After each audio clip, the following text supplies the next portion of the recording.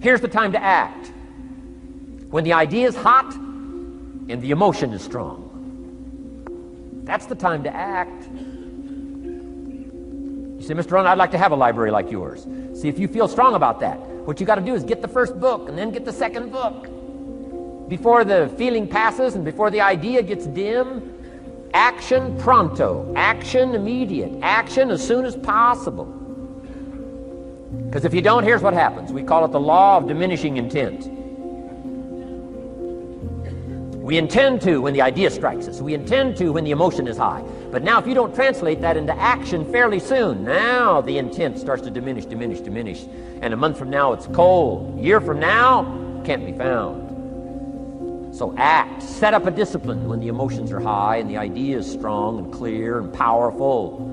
That's the time to set up the discipline. Somebody talks about good health and you're stirred. Says, right, I need to get a book on nutrition. Get the book before the idea passes and before the emotion gets cold. Go for the book. Start the library. Start the process. Fall on the floor. Do some push-ups. Action. Got to take action. Otherwise, the wisdom is wasted. Otherwise, the emotion soon passes. Unless you put it into a disciplined activity. Capture it. Disciplines is called how to capture the emotion and how to capture the wisdom and translate it into equity. Disciplines. Now here's what's important about disciplines. All disciplines affect each other. In fact, here's a good philosophical phrase. Everything affects everything else. Nothing stands alone.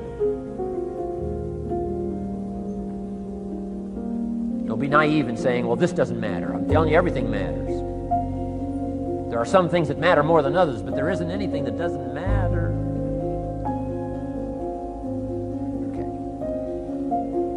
We all pity the man who says, well, this is the only place I let down. Not true. Key to take home. Every letdown affects the rest of your performance. Every letdown affects the rest. This is part of the educational process on personal development. If you don't take the walk around the block, you probably won't do the apple a day. If you don't do the apple a day, you probably won't start building your library. If you don't build your library, you probably won't keep a journal, and you won't take pictures, and then you won't do this, you won't do wise things with your money, won't do wise things with your time, won't do wise things with your possibilities and relationships, and the first thing you know, 6 years of that accumulated, and we say you have messed up. So the whole key to reversing that process now is to start picking up these disciplines. Now here's the positive side. Every new discipline affects the rest of your disciplines. Every new one affects the rest. That's why action is so important. The least action, the smallest action. Take it. Because when you start accomplishing and the value starts to return from that one action, it'll inspire you to do the next one and the next one and the next one. You start walking around the block, it'll inspire you to get an apple. Get an apple, it'll inspire you to get a book. Get a book, it'll inspire you to get a journal. Get a journal, it'll inspire you to grow, develop some skills. All disciplines affect each other. Every lack affects the rest. Every new affects the rest. The key is to diminish the lack and set up the new. And you've started a whole new life process. Key. Also, one more thought on discipline. Here's the greatest value of discipline. Self-worth. Self-esteem. People are teaching self-esteem these days, but they don't connect it to disciplines. The least lack of discipline, and it starts to erode our psyche. One of the greatest temptations is to just ease up a little bit, right? The slightest lack of doing your best starts to erode the psyche. Instead of doing your best, doing just a little less than your best. Sure enough, you say, well, it's just going to affect my sales. No, it's going to affect your consciousness.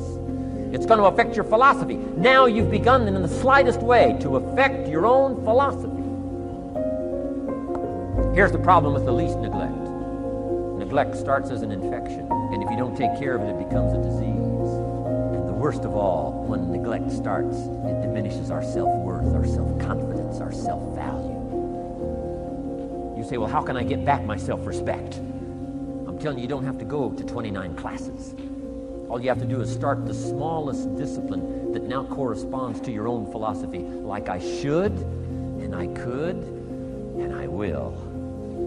No longer will I let neglect stack up on me so that I will have the sorry scenario 6 years from now, giving some excuse instead of celebrating my progress. That's the key to discipline. Okay? Let's get kids involved in the least of disciplines. One more, and then one more, and then another one, and then another one, and then some more. And the first thing you know, you're starting to weave the tapestry of a disciplined life into which you can pour more wisdom and more attitude and more strong feeling, more faith and more courage. Now you've got something, a vessel in which to put it. And now the equities start to flow. And the early return, I'm telling you, if you'll start this process, the early return will have you so excited. You'll commit yourself to this strategy for the rest of your life. You'll never go back to the old ways. Join a new crowd. Join a new group. The disciplines to do it. Take action. I recommended the last time I was here the little book, Richest Man in Babylon, and I said I've lectured now to over 3 million people in the last 33 years, and I've recommended this little book to almost all of them, I think. Guess how many have actually gone and got this little book? Answer, very few. My best guess is 10%. Such an easy thing to do. In that last seminar, right, I suggested this little book, number one, is easy to find. Number two, it's easy to buy. The most you can pay for it, $6, $7, $8. You can borrow that from your kids. And number three, it's easy to read. It's in story form. That's why I use it for teenagers, teaching them how to be rich by 40, 35 if you're extra bright, much sooner if you find a unique opportunity.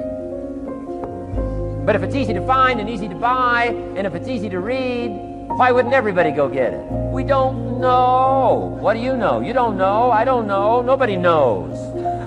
Here's how profound it is. Some do and some don't. Now here's the numbers. About 10% do. 90% don't or won't. And we don't know the mystery of that. And I'm telling you, 10 years from now, those numbers will still be the same. 10% will, 90% won't. The numbers don't change. Only the faces change. You're looking at one of the faces. I used to belong to the 90% who couldn't be bothered even if it was easy. Guess how many people have a library card? Wisdom of the world available. Transform your life in any value amount you want. By the way, how much is a library card in Texas? Free. Here's what free is. Easy. I mean, it can't be any easier than free. Somebody says, well, would you bring it by? Well, no. At least you got to go get it. No. Wisdom of the world available. Transform your life spiritually, socially, personally, economically, and every other way. Teach you how to be rich and powerful and sophisticated and healthy, influential. How many people have a library card? Answer, 3%.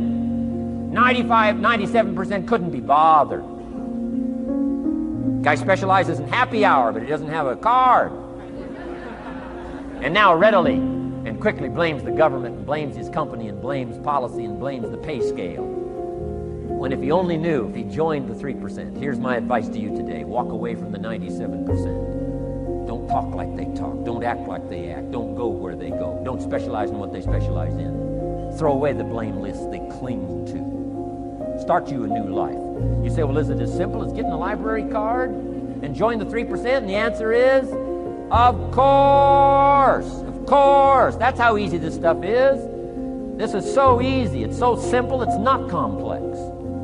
You don't need a 2,000-year-old guru.